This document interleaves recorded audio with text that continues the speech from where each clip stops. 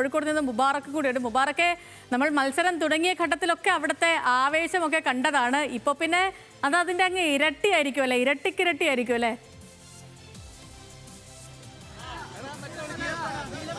തീർച്ചയായിട്ടും ചെയ്തു. അതായത് രണ്ടാം പകുതിയിൽ മെസ്സി എത്തി ഒരു ഫ്രീ കിക്ക് ഗോൾ അടിച്ചതോട് കൂടിയിട്ട് ആരാധകർ അങ്ങ് ആവേശത്തിലായി എന്ന് വേണം പറയാൻ. നമ്മുടെ കൂടെ ഒരു ചേട്ടനുണ്ട്, കണ്ടോ? അദ്ദേഹത്തിന്റെ മുടി അർജന്റീനയുടെ ഫ്ലാഗിന്റെ കളറൊക്കെ ചെയ്തിട്ടുണ്ട്. കൂളിംഗ് ഗ്ലാസ് ഒക്കെ നോക്കിയാൽ ഒരു പൂർണ്ണ മെസ്സി ആരാധകൻ. എങ്ങനെയുണ്ടായിരുന്നു ഇന്നത്തെ മത്സരം? നല്ല കളിയായിരുന്നു. മെസ്സി എന്തായാലും സെക്കൻഡ് ഹാഫിൽ ഇറങ്ങി നല്ലൊരു ഗോൾ അടിച്ച് എന്താ അടിപൊളി കളി. തുടങ്ങിയപ്പോൾ മെസ്സി ഇറങ്ങുമെന്ന് പ്രതീക്ഷിച്ചിരുന്നു. എന്തായാലും മെസ്സി എന്തായാലും സെക്കൻഡ് ഹാഫിൽ ഇറങ്ങുന്നത് ഉറപ്പായിരുന്നു.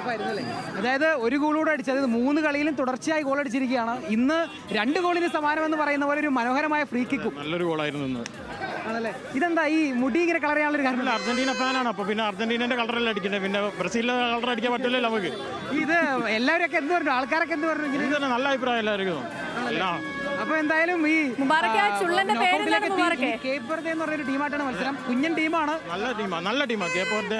കീപ്പർ ചുള്ളന്റെ പേരെന്താണെന്ന് ചോദിക്കുന്നുണ്ട്. Cape Verde. എന്റെ പേര് അർഫാത്ത്. എവിടെ സ്ഥലം? ഞാൻ മലാപ്പറമ്പ്. മലാപ്പറമ്പ് സ്വദേശിയാണ്. ഒരു മനോഹരമായ ഒരു മെസ്സി ആരാധകനാണ്. അത് നമ്മളോടൊപ്പം ഒരുപാട് ആളുകളുണ്ട്. ഇന്നത്തെ കളി എങ്ങനെ ഉണ്ടായിരുന്നു? പോർച്ചുഗലിന്റെ കളി കണ്ടിരുന്നു. എങ്ങനെ പോർച്ചുഗലിന്റെ കളി എങ്ങനെയായിരുന്നു? കുഴപ്പമില്ല ആണല്ലേ?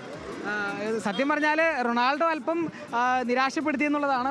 സമനില വഴങ്ങിയതോട് കൂടിയിട്ട് ഒരല്പം പോർച്ചുഗൽ ആരാധകർക്ക് നിരാശ ഉണ്ടായെന്നാണ്. പോർച്ചുഗലിന്റെ കളി കണ്ടിരുന്നു? പറഞ്ഞത് എങ്ങനെയുണ്ടായിരുന്നു?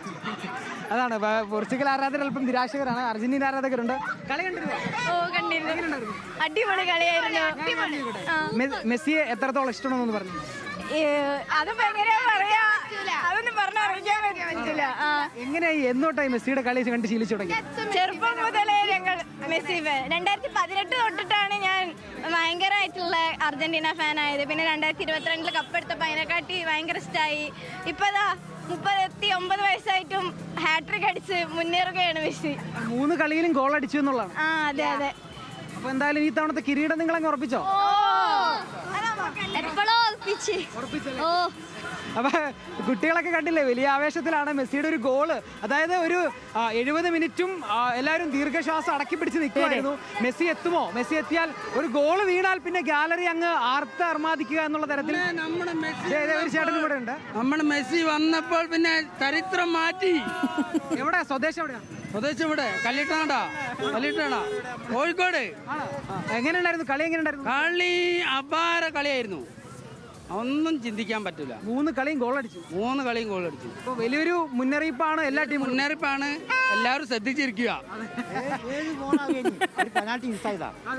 7 ഗോളാകുമായിരുന്നു, ഒരു പെനാൽറ്റി മിസ്സായതാണ്. എന്തായാലും മനോഹരം തന്നെ. വേറെ ലെവലിലൊക്കെ നിന്ന് പ്രതികരണം നടത്തുകയാണ്. അപ്പം അർജന്റീന ആരാധകരെ സംബന്ധിച്ച് ഇന്ന് അവരുടെ ദിവസമാണ്. അവരുടെ മെസ്സിഹ 60-ാം മിനിറ്റിൽ ഇറങ്ങി, അതിനുശേഷം ഒരു ഗോളും അടിച്ചു. മാത്രമല്ല, ചരിത്രത്തിലേക്കാണ് ഇന്നത്തെ ഗോൾ കൂടി അടിച്ചു കിട്ടിയത്. കാരണം ലോകകപ്പിൽ തുടർച്ചയായി 7 മത്സരങ്ങളിൽ ഗോൾ നേടുന്ന ആദ്യ താരമെന്ന റെക്കോർഡ് കൂടി തൂക്കിയിരിക്കുകയാണ് മെസ്സി.